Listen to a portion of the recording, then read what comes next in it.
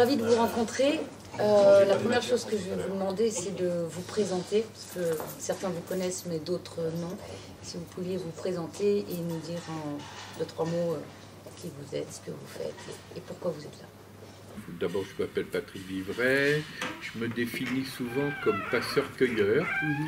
Pas particulièrement recensé dans le registre des jobs et des emplois, mais c'est un terme que j'aime bien parce que l'un des fils rouges de toutes mes activités, ça a été d'établir des passerelles entre des milieux qui étaient souvent cloisonnés.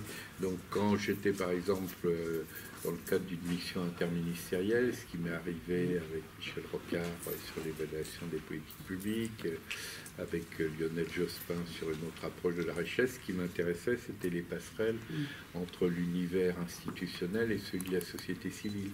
Quand j'étais rédacteur en chef de Transversal Sciences Culture, c'était les passerelles entre les sciences du vivant et les sciences humaines. Quand je m'occupe de comptabilité, je m'intéresse aux raisons pour lesquelles il y a des mots comme bénéfice dans les comptabilités. Ça me permet de revenir, et là c'est l'approche historique, sur le fait qu'à l'origine, bénéfice, ça veut dire activité bénéfique, source de bienfait. Voilà. Donc la notion de passeur-cueilleur, c'est au-delà de différents types d'emplois professionnels, c'est un fil rouge où j'établis des passerelles entre des univers disciplinaires, institutionnels, entrepreneuriaux, associatifs, pour mieux les faire communiquer. Ça fonctionne ? Oui, bien sûr, ça fonctionne beaucoup plus qu'on le croit, parce que l'aspiration des êtres humains au voyage, à sortir de leur case, est beaucoup plus important qu'on le croit. Simplement, il faut se mettre dans ces postures d'ambassade, de voyage, pour donner envie aux autres de sortir aussi de leur coquille. Le monde numérique d'un côté, le quantique de l'autre. Le lien. Oui. Quel est-il ? C'est pour ça que je repars souvent du premier grand langage binaire, parce que derrière le numérique, c'est le binaire, et qu'on retrouve dans le yin et le yang. Parce que le yin et le yang, c'est un langage pluriséculaire où on a des traits, des grands traits et des petits traits, donc un langage binaire, mais en même temps, c'est un langage cosmique. Parce qu'évidemment, le yin et le yang, c'est le masculin et le féminin, c'est le ciel et la terre, c'est le chaud et le froid, ce sont les saisons, etc. Et donc, quand on regarde la véritable origine du numérique, on est en rapport avec la question qu'est la question contemporaine que nous a fait découvrir la physique quantique, qui est que nous sommes des êtres vibratoires dans un univers vibratoire. C'est ça, la grande révolution qui est intervenue. Elle n'est pas au niveau du numérique lui-même, puisque le numérique lui-même, il nous vient de plusieurs siècles et même de plusieurs millénaires. Simplement, le numérique, c'est formidable parce que c'est simple, c'est universel. Si j'ai des 1 et des 0, ou si j'ai des noirs et des blancs, ou si j'ai des creux et des bosses, j'ai du numérique. Donc c'est simple, c'est universel, mais pendant très longtemps, ça prenait beaucoup de temps et beaucoup d'espace. Il suffit de se dire, passer d'une base 10 à une base 2, 1, 0, après je suis obligé de rajouter un chiffre ou un 0. Donc ça va me prendre beaucoup d'espace, beaucoup de temps. Alors, si je fais ça pas simplement avec des chiffres, mais avec des lettres, c'est encore plus compliqué. Si je veux introduire des images et des sons, là, je m'en sors plus. Donc, la vraie révolution, c'est ce qui fait qu'il y a eu miniaturisation de l'espace et du temps. Donc, c'est l'invention du laser, l'invention du microprocesseur, l'invention du transistor, etc. Mais qu'est-ce qui a permis toutes ces inventions ? C'est la découverte fondamentale de la physique quantique, qui est que justement, on est dans un univers vibratoire, c'est-à-dire tout l'univers, c'est un système d'ondes, c'est un système de fréquences.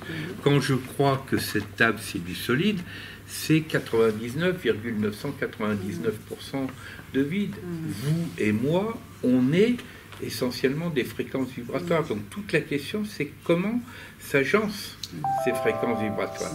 Donc si je dis révolution numérique, je dis, attendez, il faut s'adapter aux nouvelles machines, et si vous n'êtes pas adapté, vous allez être les perdants du nouveau monde. Si je dis métamorphose vibratoire, ce qui me paraît beaucoup plus juste, et que je pose la question, à quel moment vous sentez-vous en vibration? Évidemment, vous allez vous sentir autant et même davantage en vibration dans le rapport à la beauté, dans le rapport à l'amour. Et donc, du même coup, bienvenue dans le nouveau monde, aux poètes, aux amoureux, aux créateurs de toute nature. Et y compris les codeurs, ils trouveront leur compte, parce que la plupart des codeurs, ce qui les passionne, c'est pas simplement le codage, c'est l'aventure, c'est la découverte, etc. C'est-à-dire, c'est le voyage, c'est le rapport interhumain, etc. Et donc, si on présente cette métamorphose-là, on va déclencher du désir, alors que sinon on déclenche souvent de la peur. Le rapport à l'espace-temps justement et le monde d'aujourd'hui où tout va très vite, et en même temps on sent bien à ceux qui sont un peu réceptifs, pas endormis, on sent bien que le rapport à l'espace-temps est en train de complètement changer, où les journées paraissent beaucoup plus longues ou beaucoup plus courtes. Et ce rapport au numérique, justement, au stockage, à ce temps qui n'est plus comme avant. On a les grandes bobines, maintenant on se retrouve avec des capacités de stocker énormément de choses dans une clé USB. On voit bien qu'en quelques années, en une décennie ou deux, les mentalités, les choses sont en train de changer, avec la jeunesse surtout. On est dans le monde du tout connecté d'un côté, et encore au XVIIIe siècle en même temps d'un autre, comme on parlait aujourd'hui via la conférence, où on a l'impression d'être encore au XVIIe ou XVIIIe siècle, et on est dans une réalité où on est déjà dans le tout connecté. Ce décalage, vous pensez qu'il va on va se rattraper, ça va mettre encore du temps? Si je reprends votre exemple du fait que vous avez la possibilité, dans une simple clé USB, d'avoir infiniment plus d'informations que, par exemple, le premier grand ordinateur qu'on appelait l'ENIAC, qui avait, en fait, c'était un simple calculateur. Et il avait la puissance d'une mini-calculette actuelle. Et lui, il prenait un immense gymnase. Bon. Qu'est-ce que je trouve intéressant dans cette affaire? C'est pas simplement le fait qu'on peut mettre tout ça sur une clé USB. Ce qui m'intéresse, c'est que du même coup, je vais avoir sur ma clé USB ou sur mon disque dur ou sur ma puce, peu importe, des contenus qui vont être d'une richesse exceptionnelle et qui font que, par exemple, dans le rapport au temps, je vais pouvoir aussi bien revisiter la Renaissance que qu'est-ce que la Grèce antique va m'apprendre, par exemple sur la question économique, puisque les Grecs avaient inventé l'oikos nomos, la gestion de la maison. À ce moment-là, je vais comprendre que, par exemple, l'oikos nomos, il a besoin de respecter l'oikos logos, c'est-à-dire que la gestion de nos petites maisons terriennes, elles dépendent de la préservation de la grande maison planétaire. Bon. Et donc, c'est ça qui va m'intéresser. Je suis dans le big data, je suis dans le big brother, je suis dans la soumission et la dépendance aux nouveaux grands, les Grégor, les GAFA, etc. etc. Donc, c'est pour ça que la grande affaire, c'est la capacité de discernement, en particulier des citoyens. Là, on retrouve pleinement la question politique, d'évaluation au sens fort du terme, c'est-à-dire évaluer, c'est délibérer sur ce qui fait valeur. Et valeur, ça veut dire la force de vie. Donc, qu'est-ce qui fait force de vie? Qu'est-ce qui fait destruction de force de vie? Logique mortifère. La grande question que pose Freud dans Malaise et civilisation entre Eros et Thanatos. J'ai fait récemment une intervention à l'ENA sur la dimension érotique de l'évaluation, en disant valeur, force de vie, c'est le même mot en grec avec l'éros.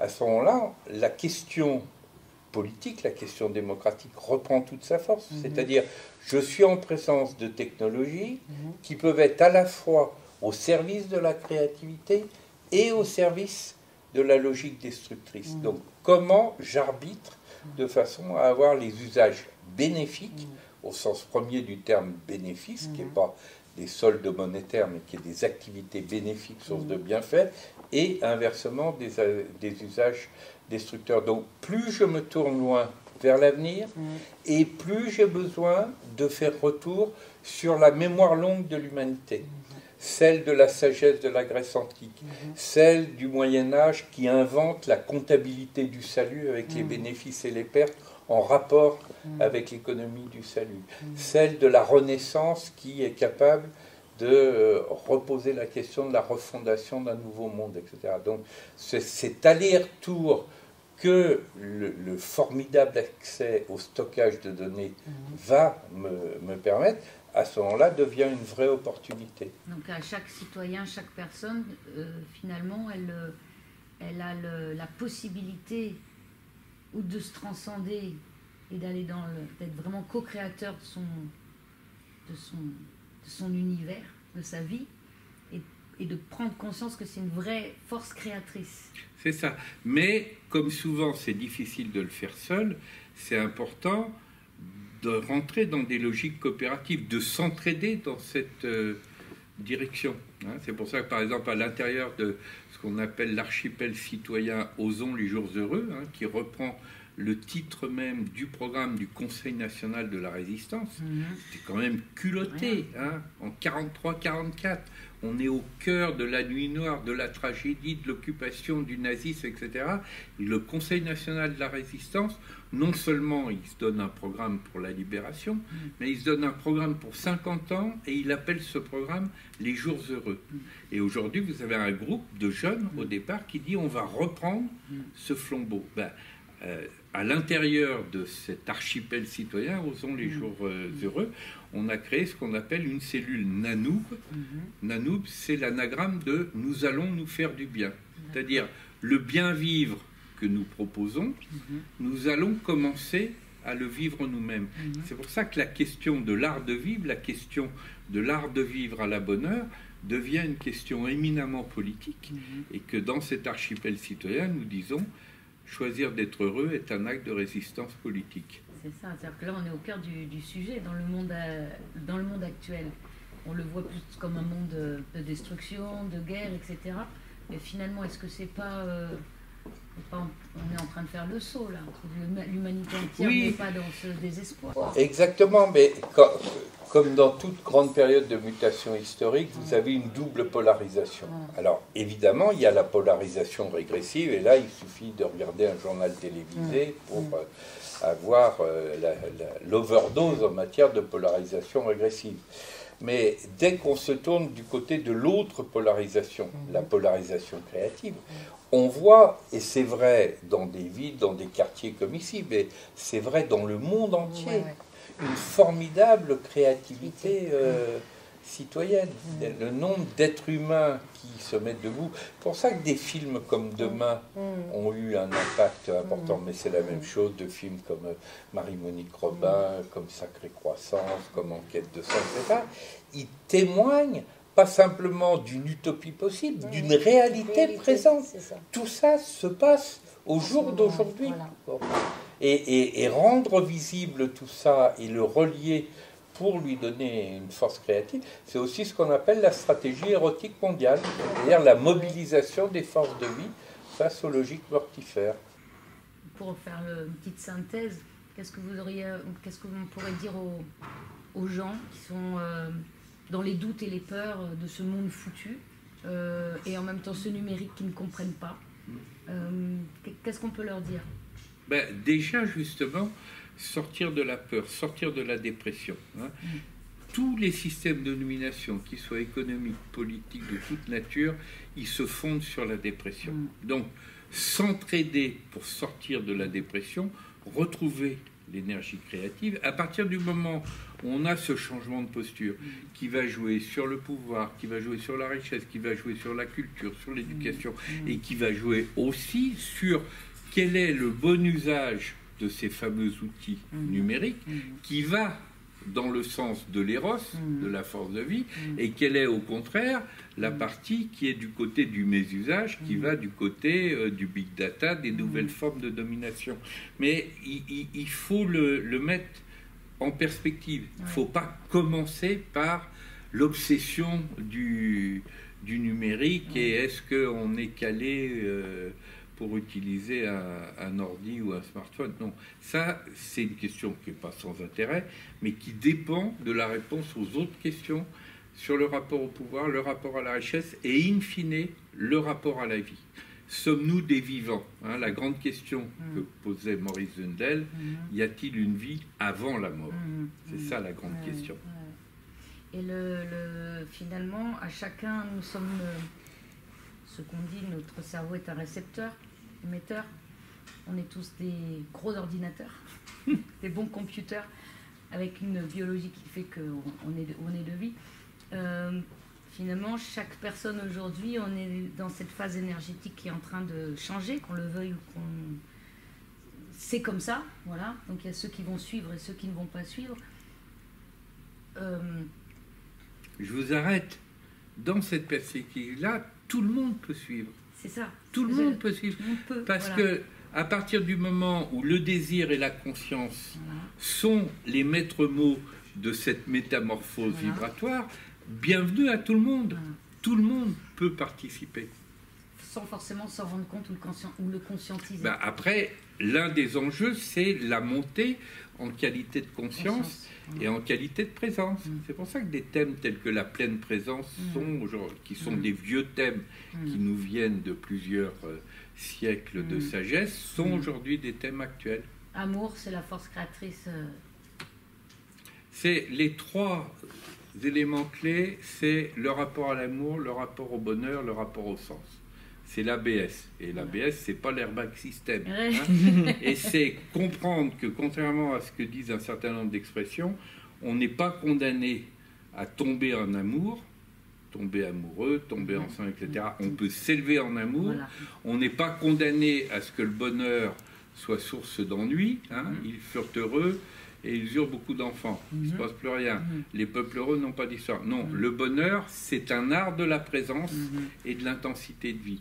Et on n'est pas condamné à ce que le sens soit source de guerre. La pluralité des traditions de sens est une chance pour l'humanité dans un dialogue de civilisation. Donc à ce moment-là, si on s'élève en amour, si on vit à la bonne heure, et si on fait des traditions de sens une chance, et bien à ce moment-là, on a une humanité qui peut grandir en humanité, qui après le long processus de l'hominisation, rentre dans le processus de l'humanisation. Et là, c'est une aventure magnifique et qui permet effectivement à l'humanité d'éviter la part maléfique de son destin, qui est la sortie de route, qui est possible. Hein.